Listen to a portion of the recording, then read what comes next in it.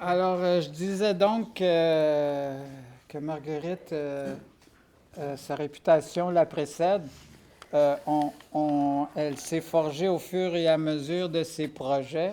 Alors, vous comprendrez facilement que je ne pouvais pas lui refuser, d'autant plus qu'elle suscite chez moi du respect. Merci. Respect pour ses actions, respect pour ses convictions. Malgré ses débordements occasionnels, son enthousiasme proverbial la pousse à entreprendre des initiatives qui parfois la conduisent à des refus, mais elle sait toujours rebondir. Femme de tête, nul ne saura le contester. Son énergie me surprendra toujours. Est-ce que cette énergie résulte de ses 10 set-ups du matin? Est-ce que cette énergie la pousse encore à des prouesses au tennis sur table? À lire la fiche promotionnelle, nous voyons tout de suite qu'elle est aussi une femme de nombreux talents. Je ne saurais vous en faire l'énumération ce soir. Je désire plus porter votre attention sur son amour des fleurs et sa générosité. C'est elle qui m'a fait connaître les gloires du matin. Et en les semant elle-même dans les jardins du Cello. C'est également elle qui est venue peindre de jolis motifs de fleurs sur notre banc. En tant qu'infirmière, elle a prodigué des soins à nombre de patients. En tant que personne, je pense qu'elle continue de voir encore sa bonne amie centenaire. Elle était centenaire, 106 ans et demi. Elle est décédée. Incroyable. Il y a une semaine, oui. Incroyable. Rose. Sympathique. Elle s'appelait Rose. Ouais. Oui. Elle sait aussi être reconnaissante et mettre à profit ses talents de cuisinière en offrant de belles réceptions à ses proches, de délicieux biscuits à ses collaborateurs. Et là, ces fameuses bouchées au Rice Krispies. Oui, c'est ça. C'est ça. OK. Et il mange pas l'autre. Alors, merci Marguerite de qui tu es. Sache que Côte-des-Neiges ne t'oubliera pas. Merci beaucoup, Marc. Merci. Bonne soirée tout le monde. Merci tout le monde. Merci. Bon, je suis très heureuse de vous voir, de vous accueillir et que vous soyez là pour participer à cette, j'appellerais ça une renaissance. Enfin, on va renaître. Hein? L'hiver est presque parti. J'étais à Sainte-Julienne dimanche, il y a plein de neige, les ruisseaux coulent fort. Mais il reste que, là, on a goûté à 3 jours d'été et là, il fait un peu frais. Mais avec vous, ici, il y a cette belle chaleur humaine. Et voici. Ma conférence, mon discours, je vais commencer avec des mots en latin. Vis pacem para bellum. Si tu veux la paix, prépare la guerre. Mais ce n'est pas une guerre, oui, je veux vraiment la paix, mais ce n'est pas une guerre envers les personnes, c'est envers ce qu'ils sont ou ne sont pas, ou devraient être. C'est clair, hein? C'est bien différent. Et voilà. Alors, mon histoire, d'abord, avant, pour vous dire que je suis une franco-ontarienne, née à Ottawa, entoure une bonne famille catholique, et où l'église était juste à côté, ça s'appelait l'église Sainte-Jeanne d'Arc. Et Sainte-Jeanne d'Arc, celle qui a été mise au poteau, brûlée, vraiment, en tout cas, ça m'avait frappé. On était aussi entourés de protestants, mais on s'entendait bien. On était 3 familles de catholiques, le reste protestants. Mais j'ai grandi là-dedans avec un père extraordinaire et une mère aussi, mais un vrai pionnier qui a exploré toutes sortes d'avenues, des restaurants et des commerces, tout, parce que dans ce temps-là, il n'y avait pas d'assurance chômage en 1900. Moi, je suis née en 1936, mais en 1939, il y a eu le crash, la guerre, tout ça. Et j'ai appris que l'assurance chômage, le bien-être, ça a commencé dans les années 40, 41. Bon, alors il fallait se débrouiller. Et j'avais 5 frères, on était 7 dans la famille, et je suis la plus jeune.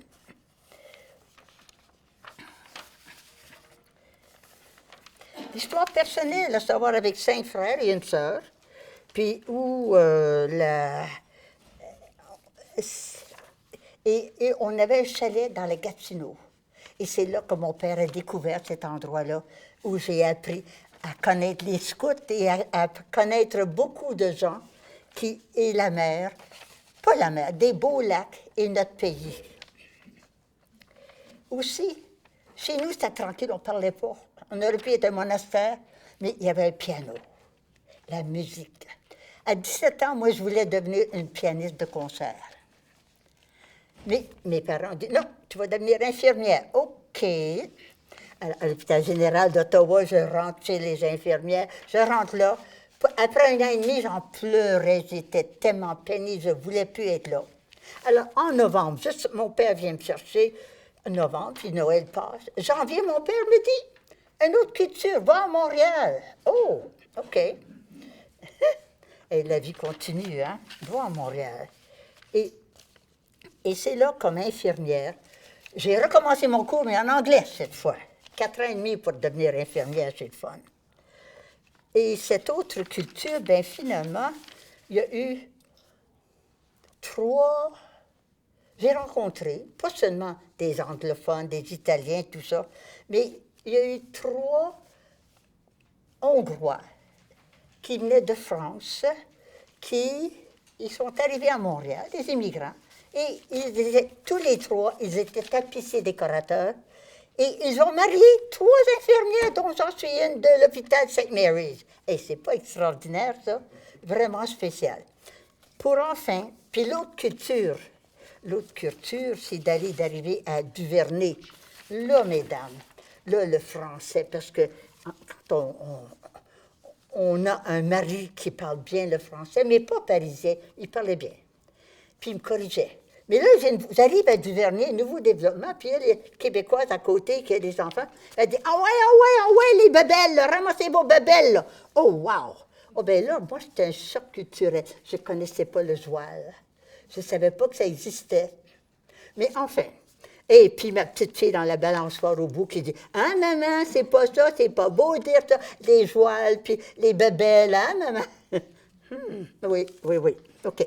Mais c'est à Duvernay où j'ai eu mes 3 filles et un garçon et où j'ai adopté un enfant de 2 ans et demi de la crèche.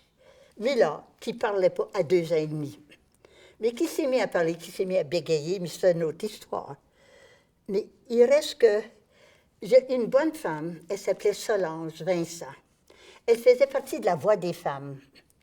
Puis elle m'appelle un jour, puis elle me tient au téléphone 1 heure de temps pour me dire comment ça se passe dans la vie, la politique.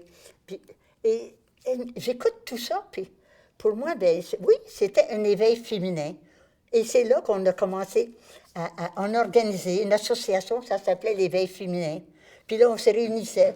Mais là, les maris n'aimaient pas trop ça, puis ils trouvaient que leurs épouses commençaient à se réveiller un peu trop.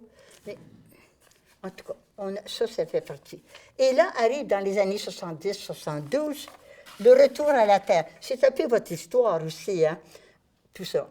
Le retour à la Terre, puis c'est à Saint-Ours qu'on achète une ferme, une petite ferme, 8 000 $ dans ce temps-là, en 72. Et c'est le début de l'évolution tranquille, la révolution tranquille. Et là, ben nous, on est les étranges. Je m'appelais Kirali, Kirai, mais on est quand même les étranges. Mais on a passé à temps partiel. Puis finalement, ben, j'ai dit, on va aller y vivre pendant 2 ans. Mes enfants voulaient des chevaux, Palomino, Appaloosa, Quarter Horse. On avait des poules, des lapins, on avait tout ça. Puis un beau jardin. Puis le poêle à bois. Et on avait un poêle à bois. Puis il y avait la pompe, en tout cas. Mais finalement, après, on a dit, OK, on retourne en ville, à Ville d'Anjou. À Ville d'Anjou, ben c'est là que finalement, j'ai décidé de me démarier. J'aime pas le mot divorcer. On faire, défaire, marier, démarier. Démarier. Et là, j'ai continué ma vie, et comme ça. Et il y a eu la révolution tranquille pendant tout ce temps-là. Hein, les pilules contraceptives, on en a vécu des choses. Et ensuite, on m'a dit que c'était en 1989 qu'il y a eu la tuerie à la Polytechnique. Mais ça change beaucoup de choses. Mais avant ça, en 1970, il y a eu les mesures de guerre aussi. On a vécu des choses, hein? Alors, on continue. Et la vie continue comme ça. Et je travaille. Et finalement, je vois les Raging Granny. Et c'est pour ça que je porte ce chapeau. Mais je les voyais, ces femmes-là, ces mémés décédées, les Raging, avec des beaux chapeaux, habillés comme des mémés, qui chantaient contre. Mais dans ce temps-là, est-ce qu'il y avait Harper? Mais finalement, on chantait. On utilisait des chansons, des mélodies connues pour. Et ils mettaient les mots d'actualité. Mais les Raging Granny, la cause, c'est la paix, le climat et la justice. Et combien de fois qu'on est parti de Montréal à Ottawa parce qu'il y avait la grande démonstration des armes qu'on vendait en Arabie Saoudite. Puis on allait protester, puis il y a un film sur ça. Mais je me demandais toujours, avant de les joindre, si j'étais assez en colère pour faire partie des Raging Granny. Mais finalement, la colère, elle est là, mais elle s'est transformée en force et d'énergie pour continuer à être, puis à protester, puis à joindre. Bien, il y a eu, c'est en 2001, la guerre en Irak où on a participé. Y en a-tu parmi vous qui ont participé à la marche contre la guerre en Irak? Jacqueline, Edward, you were there, ouais. Alors, on a marché comme ça. Mais alors, on évolue à travers tout ça, et c'est important. Mais maintenant, je suis là, devant vous, et on a vécu. On était très éprouvés cette année, hein? Beaucoup de choses, d'épreuves, il n'y a pas seulement la panne, mais il y a eu des tueries, puis il y a beaucoup il y a les armes, et la drogue, les hommes, ils ne savent plus où se mettre. Alors là, les hommes, je réalise, et c'est pour ça que je fais cette conférence, que les hommes ont de gros problèmes. Et le crime nous coûte très cher. Mais ces problèmes-là, il y a une base. Et pourquoi il y a tant de guerres? Et pourquoi les hommes ont des gros problèmes? Et pourquoi il y a tant d'inégalités entre hommes et femmes? Je vais vous laisser lire mon ami Raymond Louis, laquelle va vous lire deux de mes poèmes sur la cause de tout cela. Nous célébrons aujourd'hui le 83e anniversaire, le 18 avril 1940, que Thérèse Casgrain a amené Adélard Godbout, qui était premier ministre au gouvernement du Québec, de donner le droit aux femmes de voter. Et c'était le 18 avril, et nous sommes le 18 avril. Alors, 83 ans exactement, et c'était inspiré de Idola Saint-Jean. Je vais vérifier si j'ai ma petite note, si c'est bien elle. Oui, dès 1910-1915 à peu près, Idola Saint-Jean travaillait là-dessus. Et c'est en 1940 que Mme Thérèse Casgrain a réussi à convaincre le gouvernement, sous la tutelle d'Adélard Godbout, que les femmes aient le droit de vote. Il y en a eu beaucoup. J'ai trouvé ça formidable d'amener cette anecdote-là, parce que quand j'ai regardé le 18 avril, 83 ans exactement. Non, mais c'est un événement important là, pour les femmes. Hein. C'est... Un gentilhomme. Alors, je vais vous lire le premier texte que Marguerite m'a demandé de vous lire. Ô misogynie. Ô misogynie, comme je te maudis. Tu es la cause de tant de tueries. Tu es l'ego des hommes à l'infini et cause de multiples malaises, ou plutôt, et cause de multiples maladies. Un peu des synonymes. Ô misogynie, depuis des siècles, tu nourris les mâles à croire leur supériorité C'est tout un art. Silencieusement, tu ris et crois que la femme est inférieure par surcroît. Oh, misogynie. Malheureusement, tu hantes toujours les sociétés. Femmes riches et pauvres sont méprisées. Les exceptions sont encore rarissimes, car la femme en politique devient magnanime. Oh, misogynie. Je découvre la source de multiples malheurs. Ta présence insidieuse cause tant de douleurs. Pourtant, c'est la femme qui t'a donné le jour. Les hommes n'auront pas cette chance à leur tour.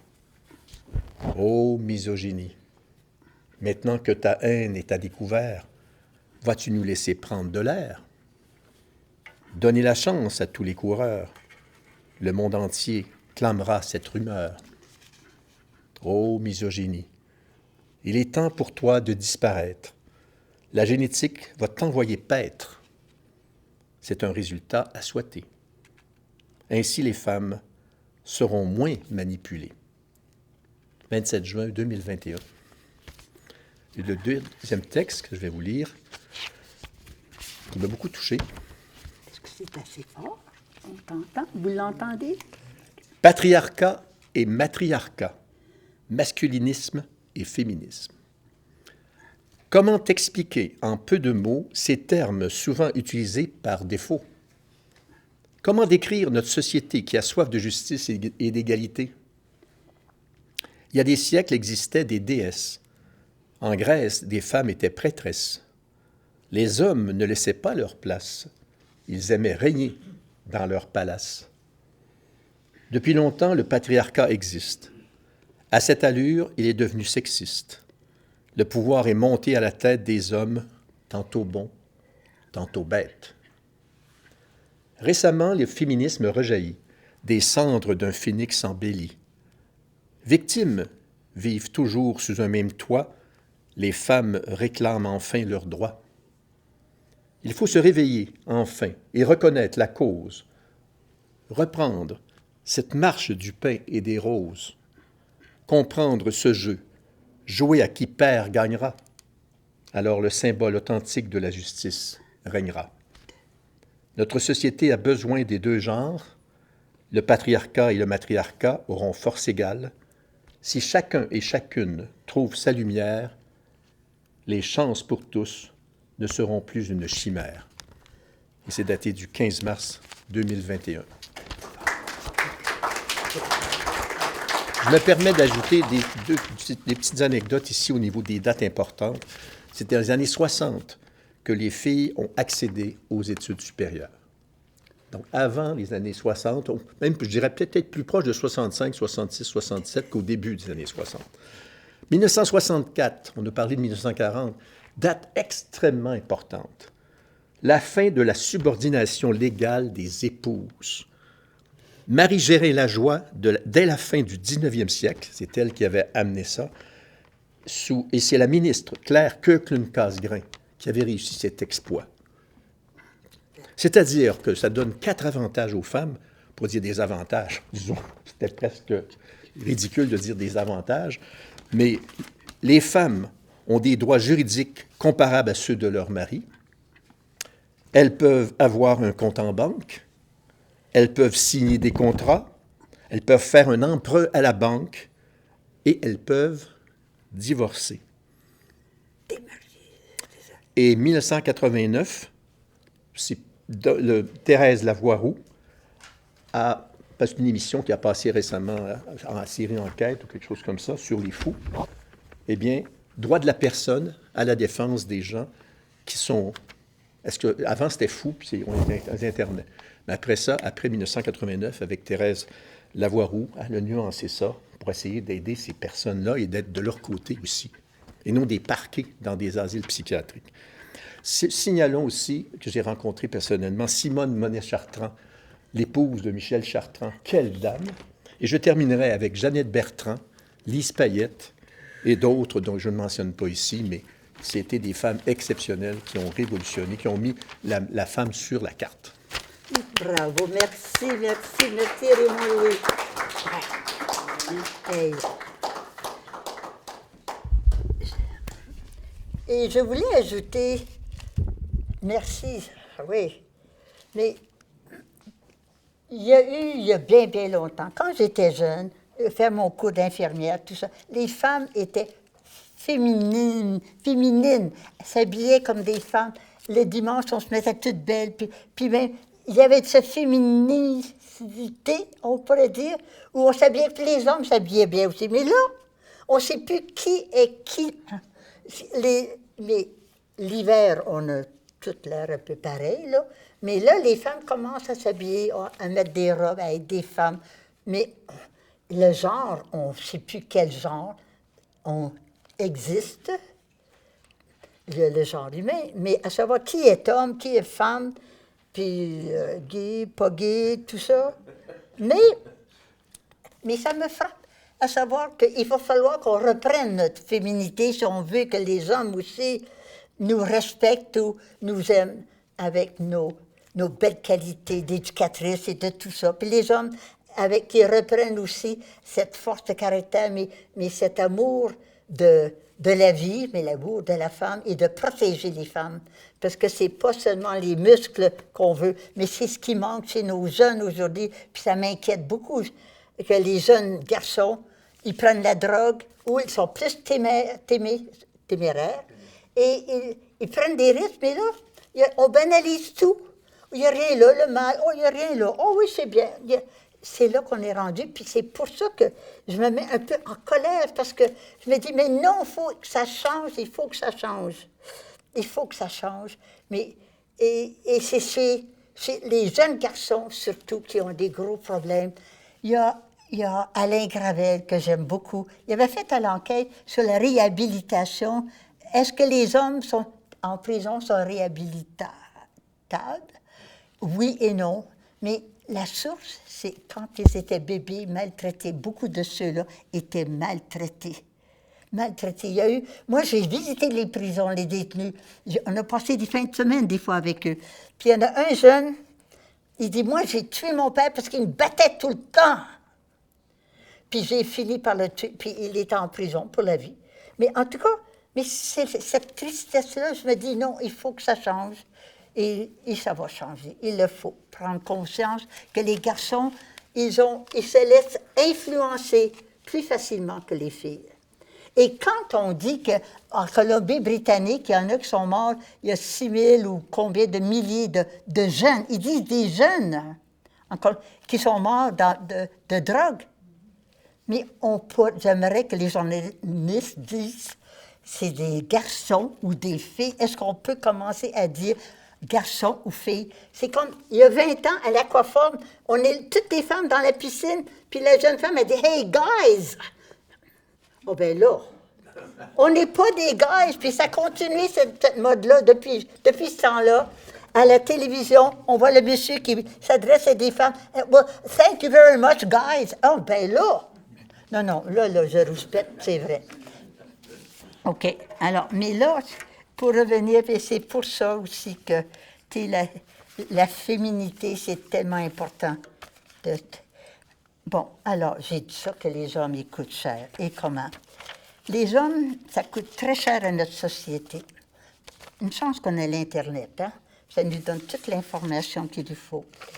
Sans compter les malheurs, les crimes qu'ils causent, mais sans compter les malheurs qu'ils causent à des familles, à des enfants, à des innocents.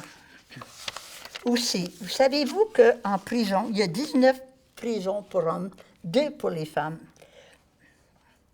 Et il y a aussi 3150 hommes en prison comparativement à...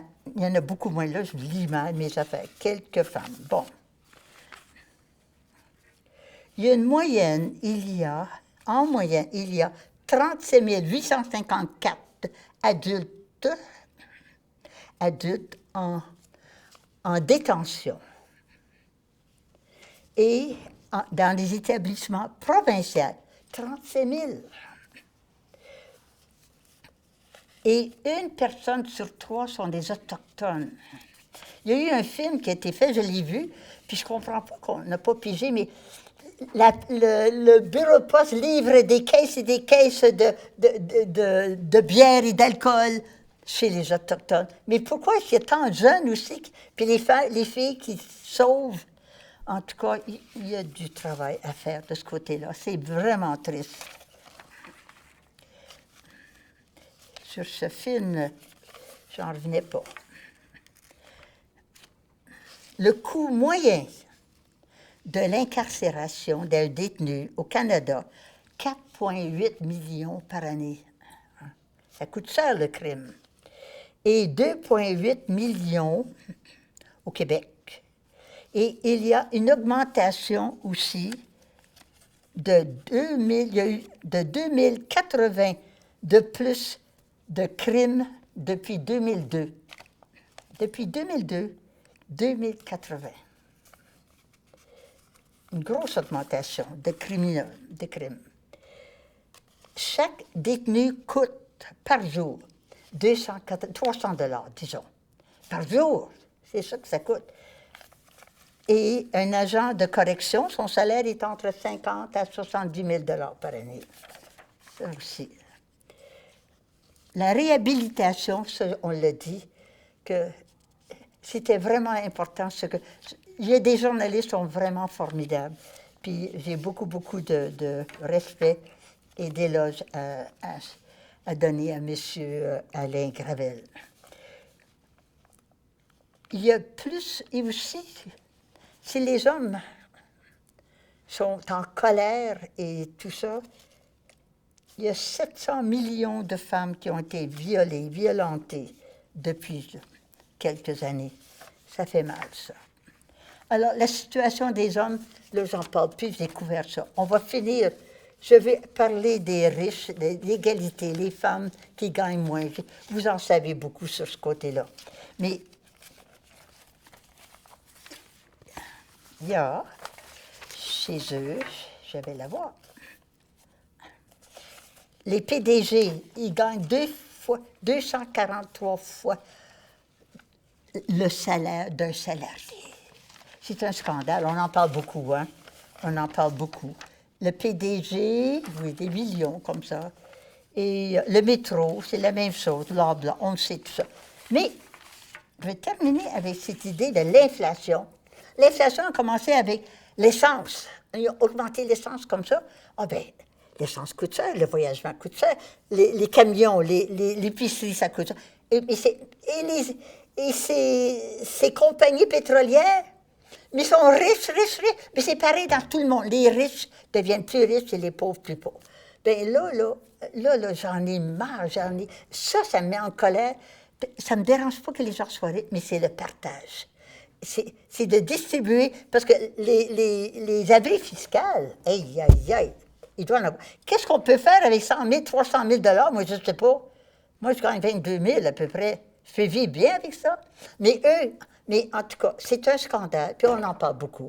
Alors, je trouve que, j'en ai assez dit, je trouve que je fais un plaidoyer pour l'égalité, que les femmes continuent de se réveiller, mais les hommes, arrêtez, je prie que les hommes arrêtent d'abuser et que cette misogynie qu'il y a, misogynie, c'est différent, qu'il existe chez les hommes, qu'on la diminue beaucoup, là, puis et le patriarcat revient un peu comme dans notre temps. Moi, je trouve, peut-être que je rêve, mais quand j'étais jeune, il me semblait que le matriarcat était pas mal égal.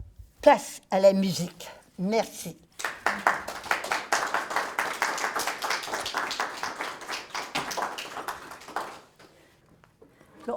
Parce qu'on ne peut pas vivre sans musique. Combien de gens ont dit « c'est la musique qui m'a sauvée ». Et la musique, c'est une thérapie partout. Et il faudrait que quand les enfants rentrent dans les écoles, qu'ils entendent de la musique tout le temps. Ils vont apprendre comme ça. Alors, vous avez le programme. Je ne vous nommerai pas, je vais juste continuer d'une place à l'autre.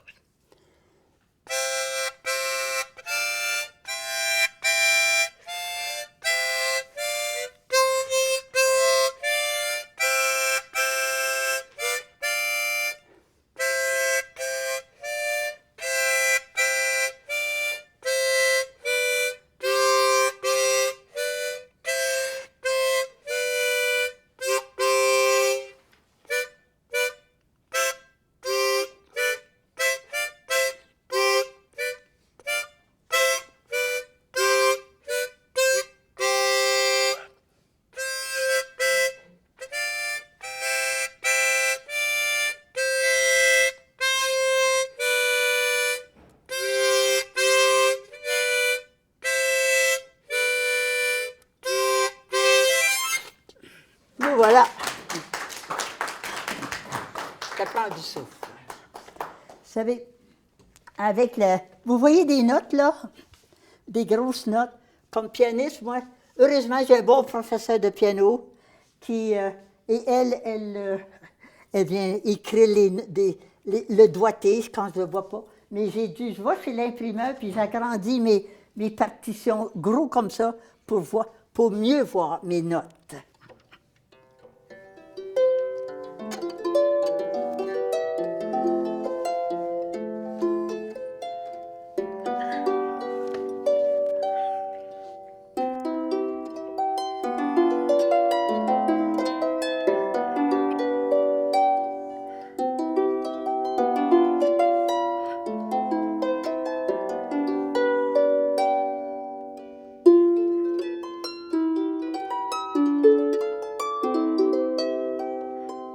Ça, c'est le réchauffement de l'instrument.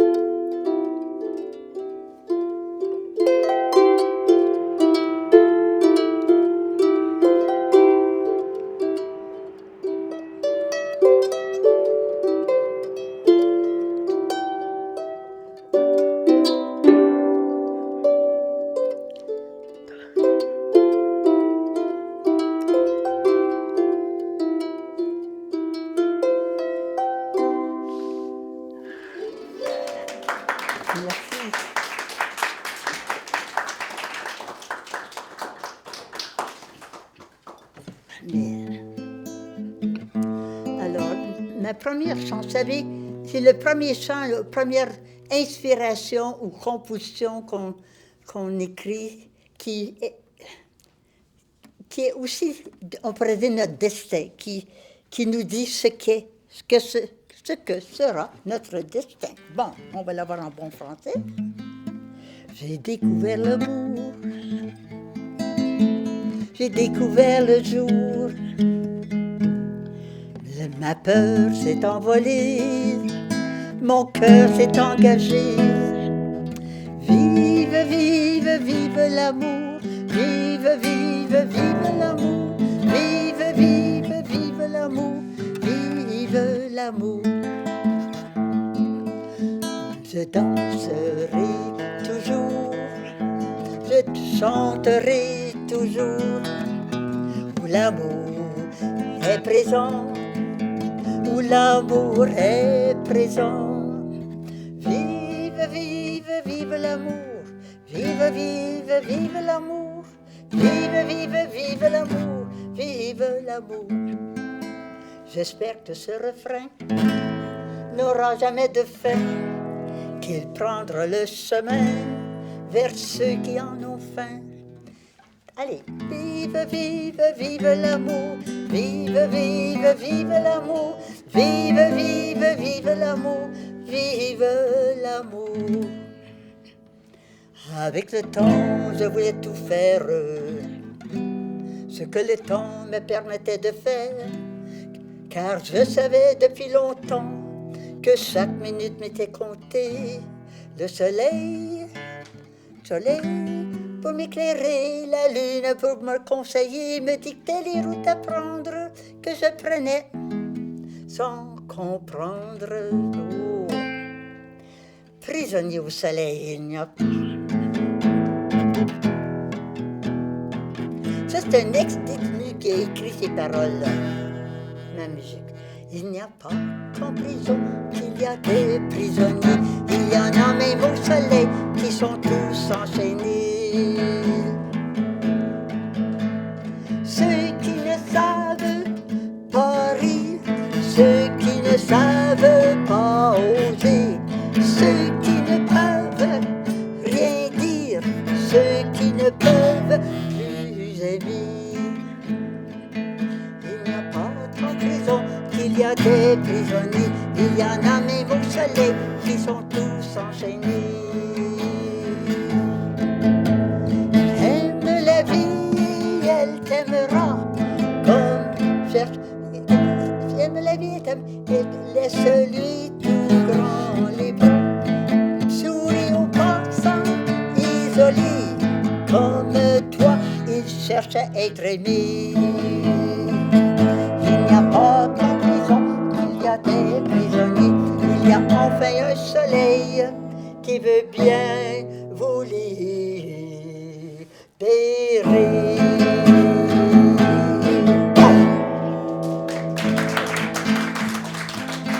C'est quoi l'autre? Et l'autre chanson, c'est...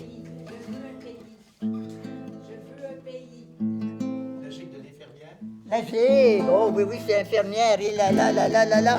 Comment oublier, merci. Alors, une gigue, les Québécois aiment des gigues. Être une infirmière, c'est toute une carrière, on s'y prend des manières pour une cause humanitaire. On nous dit de faire la prévention et voir l'éducation pour mieux traiter les infections et diminuer les contagions. Médecine, chirurgie, médecine obstétrique, chirurgie, oncologie, gériatrie et industrie. On peut travailler dans tous les pays là où il y a une pénurie. Être une infirmière, c'est toute une carrière. On devient de bonnes guerrières pour une cause humanitaire. Devenir une infirmière, c'est faire la paix sur terre. Bénis soient les infirmières qui portent la lumière. Être une infirmière, c'est toute une carrière. On devient de bonnes guerrières pour une cause humanitaire. Pour une cause humanitaire. Yeah. Merci. Et vous savez que quand on aime, moi j'aime le Québec, j'aime mon pays. J'ai rencontré le Père Lacroix un jour, puis j'ai dit, Père Lacroix, j'ai le refrain, j'ai la mélodie, mais pour les couplets, j'ai besoin d'un poète comme vous. Alors, ensemble, on a composé ça. Je veux un pays où je peux respirer. Je veux un pays où j'apprends à aimer. Je veux un pays où l'on se donne la main. Oui, je veux un pays de partage et de paix. Je veux un pays comme maison à bâtir, maison de bois et de pierre garnie. Ses fenêtres ouvertes, champs de blé et maïs. Au soleil couchant vont dormir les oiseaux. Je veux un pays où je peux respirer. Je veux un pays où j'apprends à aimer. Je veux un pays où l'on se donne la main. Oui, je veux un pays de partage et de paix. J'aime ce pays, ses lacs, ses rivières, ses montagnes et forêts de feu et lumière. Ses hivers enchanteurs, mi-magie en splendeur. La vie, non, enfant de la neige, éclat de liberté, oui. Je veux un pays où je peux respirer. Je veux un pays où j'apprends à aimer. Je veux un pays où l'on se donne la main. Oui, je veux un pays de partage et de paix. Un pays où l'on se donne l'amour et l'espoir. Comme jardin plein de fleurs qui vit de bonheur. Mélodie du soir chante clair au matin. La vie t'aimer chante dans mon cœur. Tout le monde. Je veux un pays où je peux respirer. Je veux un pays où j'apprends à aimer. Je veux un pays où l'on se donne la main. Oui, je veux un pays de partage et de paix. Oui, je veux un pays de partage et de paix. Merci. Le dernier mot, c'est paix. Alors, mon hymne à la paix, je vais partout dans le monde essayer de chanter, parce que je crois que les gens ne connaissent pas la signification du mot paix. Alors, la définition, la paix. Ça, je l'ai composé sur le bord d'un ruisseau, dans la campagne. La paix, c'est le chant d'un ruisseau. La paix, le plus beau des paysages. La paix, c'est un enfant heureux. La paix, c'est le soleil. La paix, c'est le silence. La paix, la joie de vivre. La paix, c'est pardonner. La paix, c'est aimer. Travaillons pour la paix dans ce monde déchiré. Travaillons pour la paix, cherchons à s'unifier. Travaillons en paix, avec sérénité. Travaillons en paix, avec fidélité. La paix, shalom,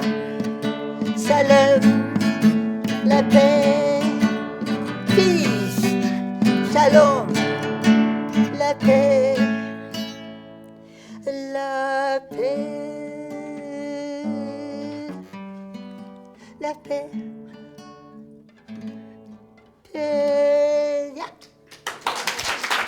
Merci.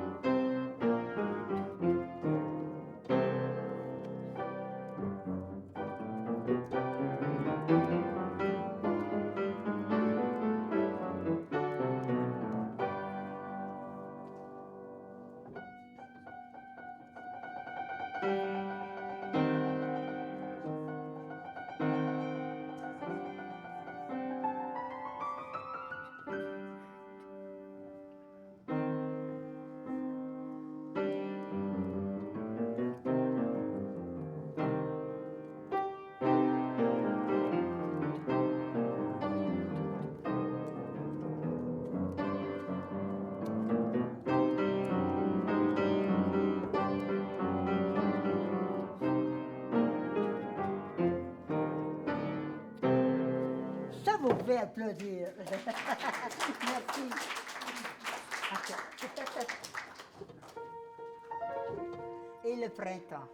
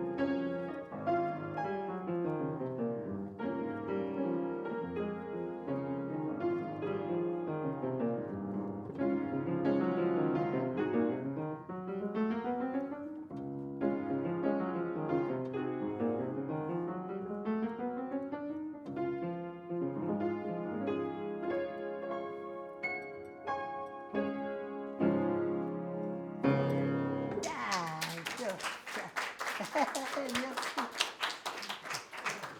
Alors, je peux me calmer le pompon un peu. Le printemps est arrivé, puis il est là. Et maintenant, c'est quoi? La que fête. La fête. Ah, oh oui, ah. Ce que je vous ai chanté, j'ai composé ça pour le piano. C'est vraiment le fun.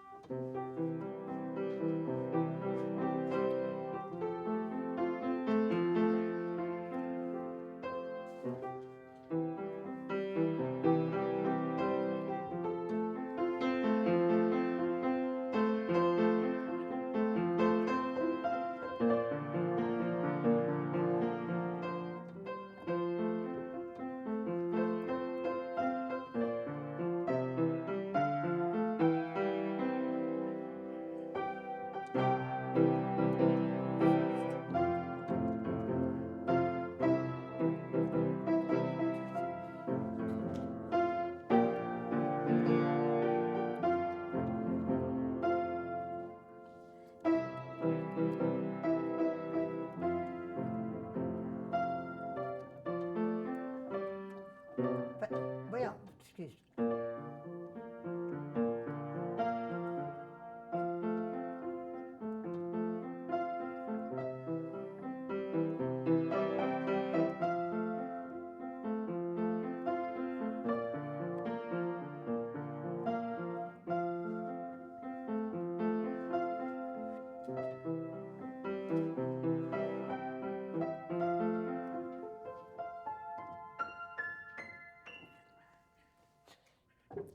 Et maintenant, je vais vous jouer mon coucher de soleil, mais il y a une petite histoire à ça. C'est qu'il y a un jour, je me promenais, puis tout près du Côte-des-Neiges, puis j'allais descendre la côte de Côte-Saint-Luc, et là, je vois le coucher de soleil sur le lac Saint-Louis. Ah, j'ai dit, je me dépêche, alors je descends vite, je rentre dans le garage, je monte dans l'ascenseur, je vois ma chambre, je vais sur le balcon et je contemple le soleil. Voilà.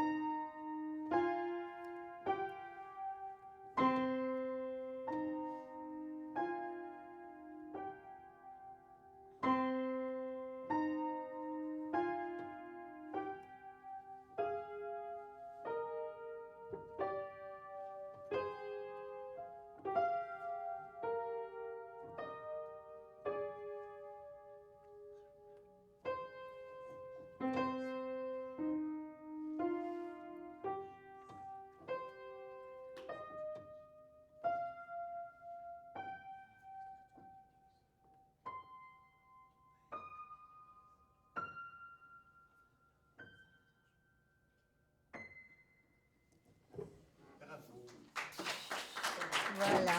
Merci, merci, merci. Merci.